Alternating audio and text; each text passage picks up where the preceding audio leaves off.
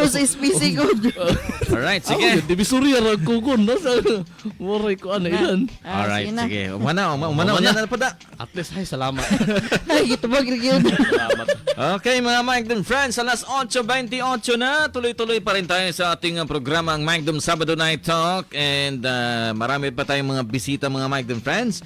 Makakasama natin ang syempre, ang outstanding presiding judge of the year. Aba.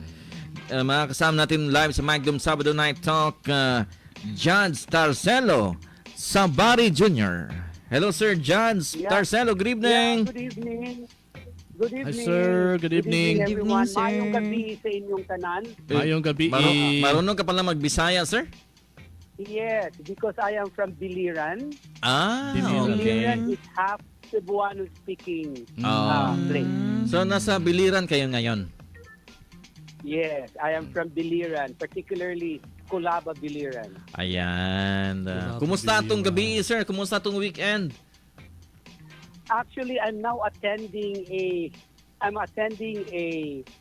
gabi ng parangal for Deverest employees. I'm one of the service awardees in the College of Law.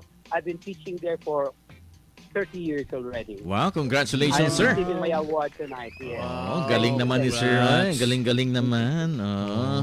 So, Yeah, thank you. tapos na yung ano, sir? Yung awarding? Tapos na? Wala pa. Wa It's pa about to start. But it's okay. It's Okay. na. Basin makadisturbo mo ba? Sorry, Oo. pasensya kaayo, ha? No worries. Wala yung problema worries. na. Anyways, gamay ra nga interview, sir, para di ka na mo madisturbo, ha? Para at least Okay. makatutok gayon ka sa imong awarding kay naka-award man di ka karong gabi una. Ug na po kay laing award nga madawat karong September 30, di ba? Yeah, yes.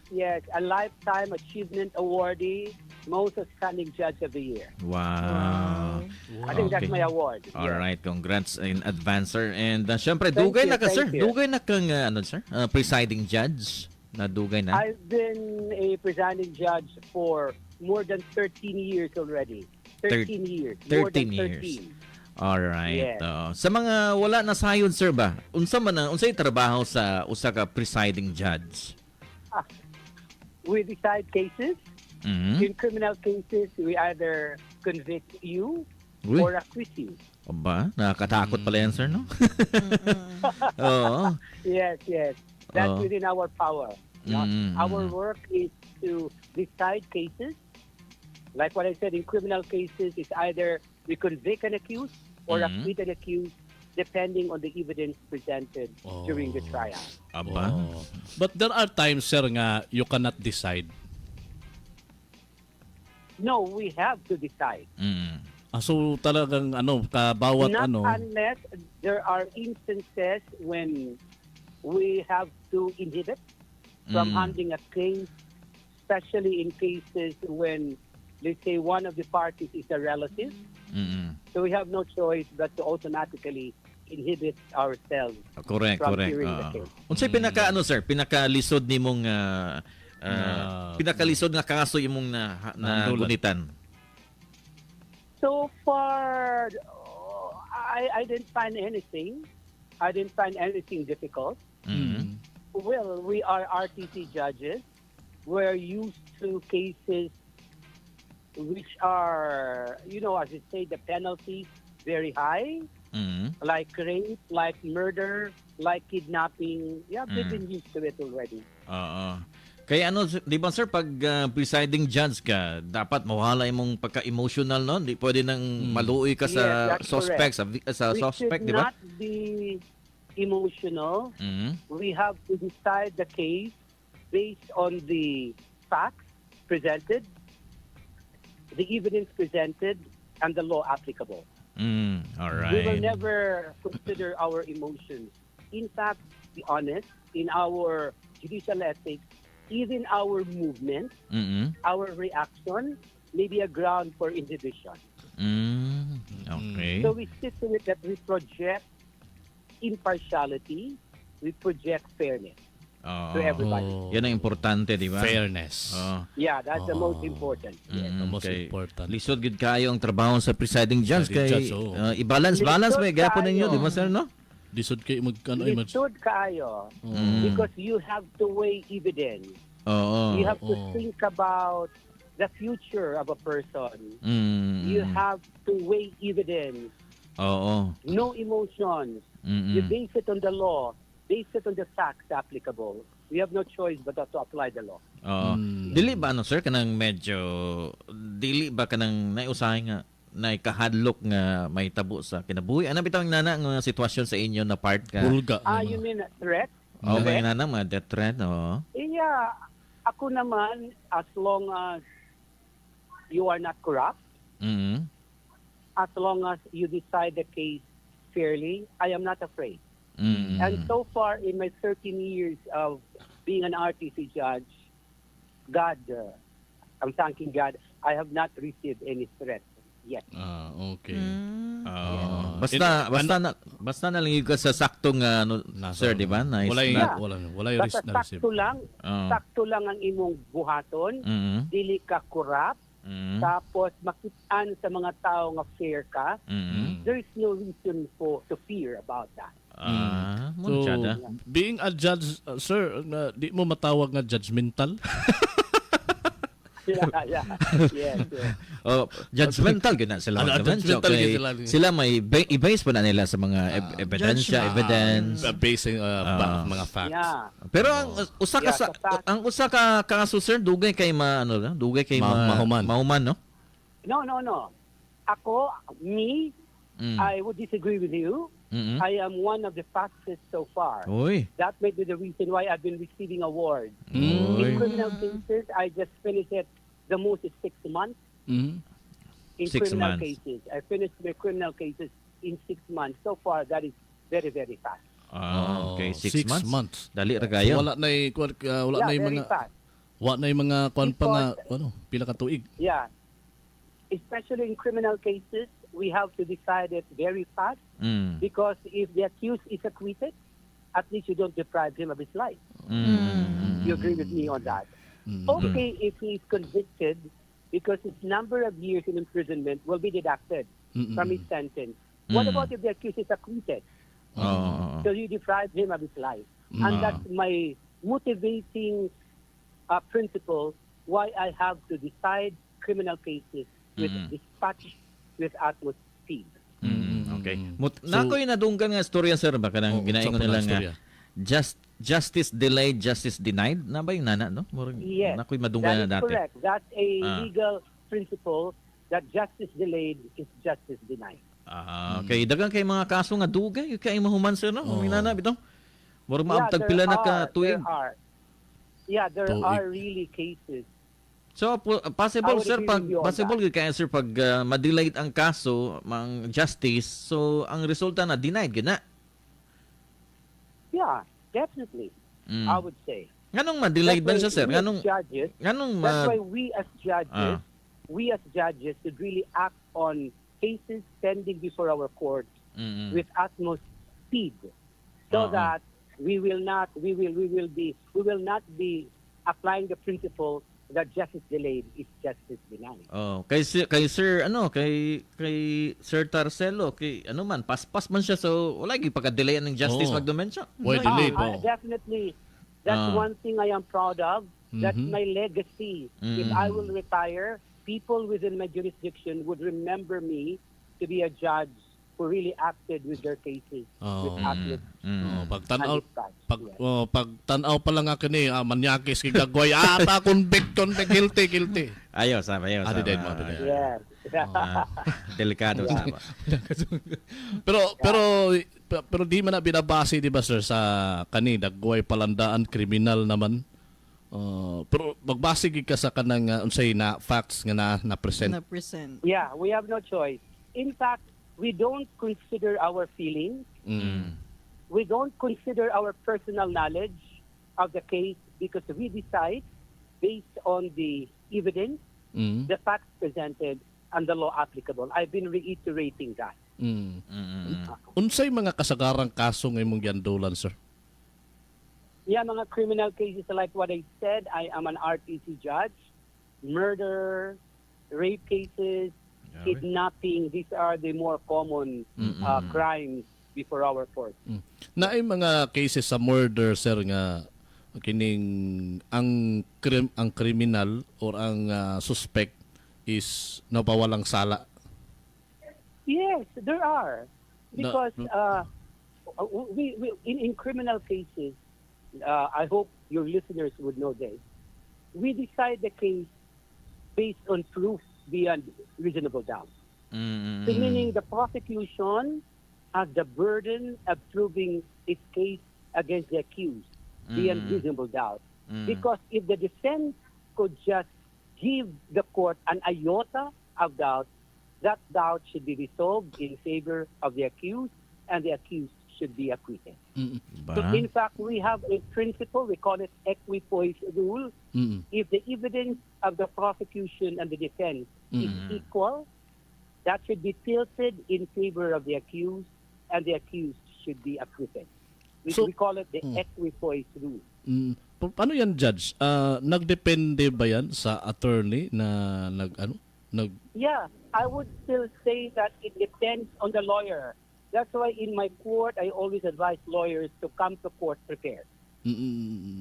kaya kung hindi prepare, yan, Lawyers should come to court prepared. Because I have to be honest, acquittal does not mean that the accused did not commit the crime at all. Oh. It's simply because the prosecution was not able to prove the guilt of the accused beyond reasonable doubt.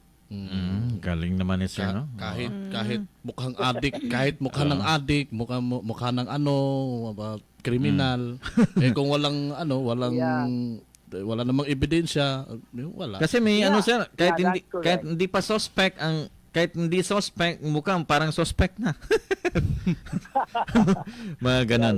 Pero nahalata ba, sir, pag nagsisinungaling yung isang tao?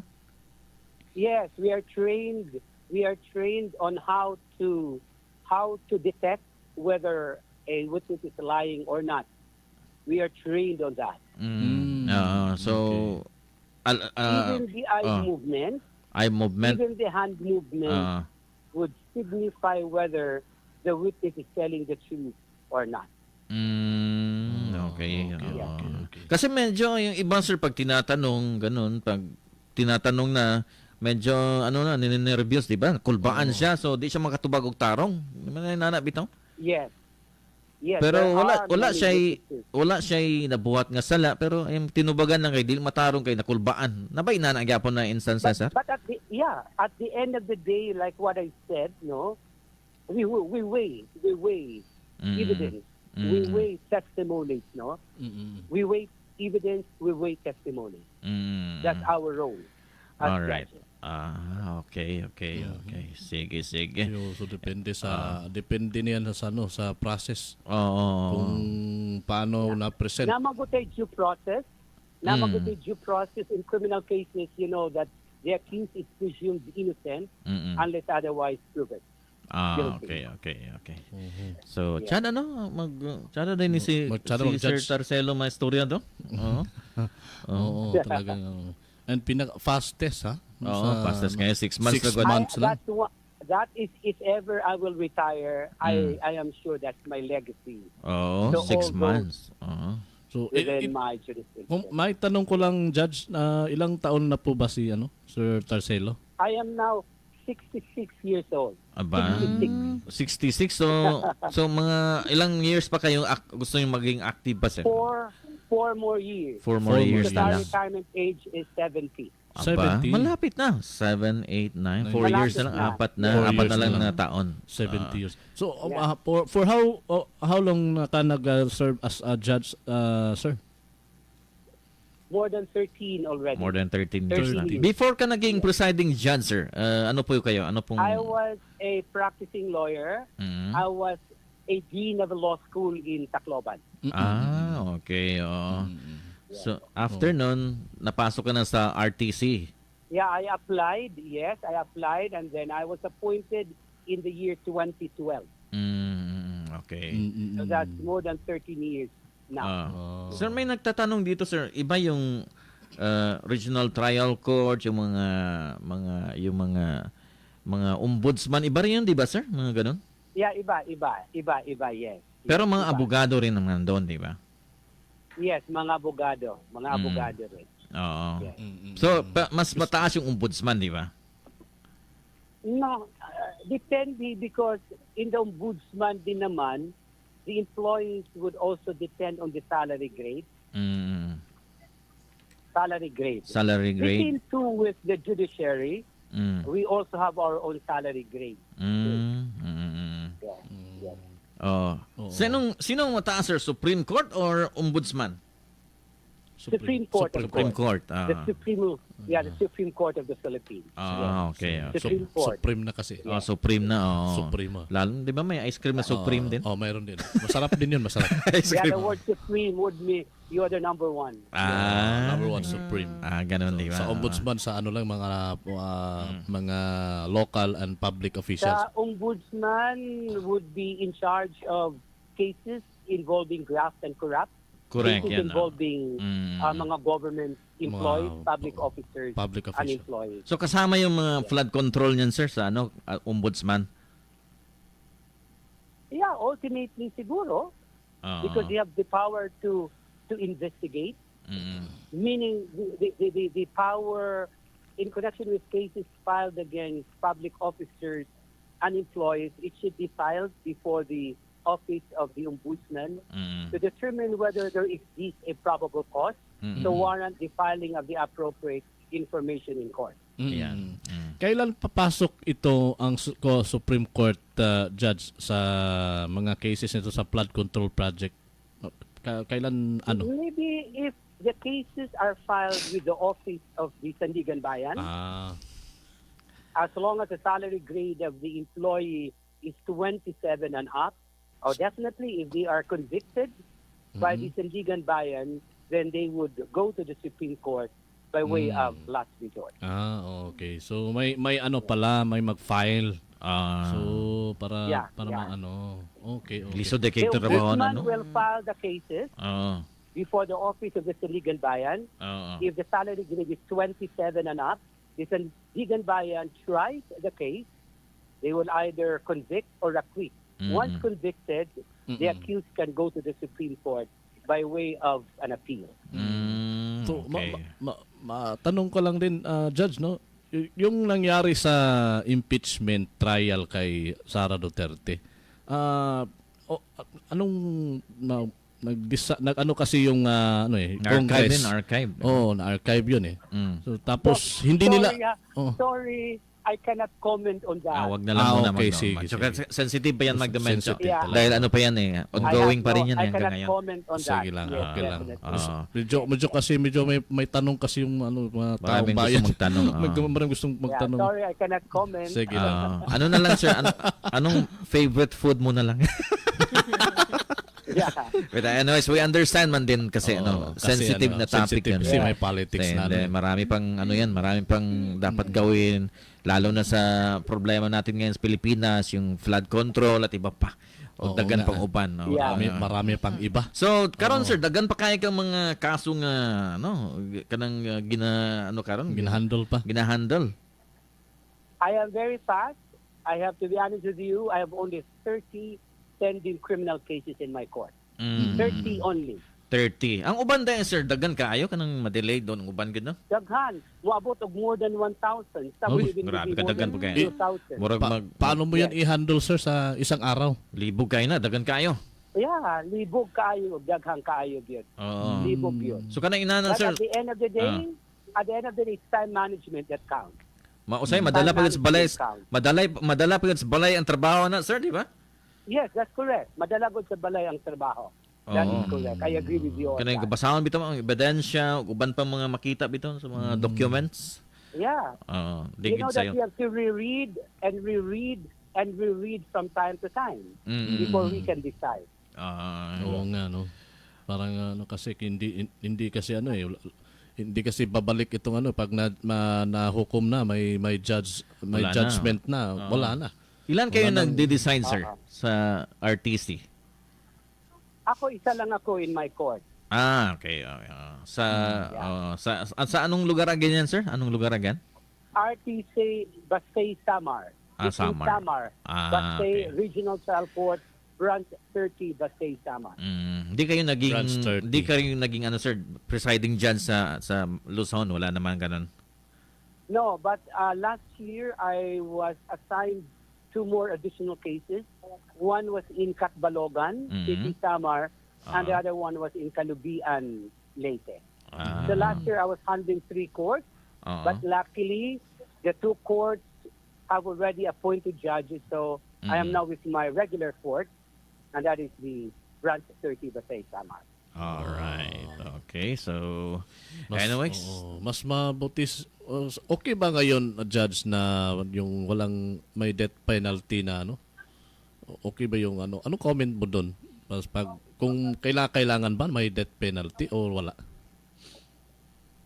Ako, yes, but on certain heinous crimes, Heinous crime. yes.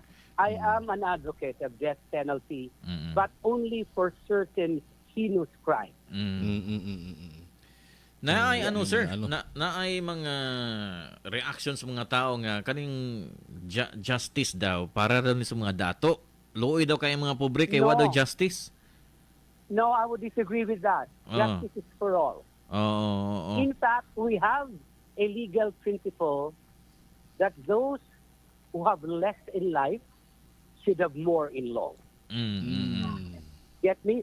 Those who have less in life should have more in law.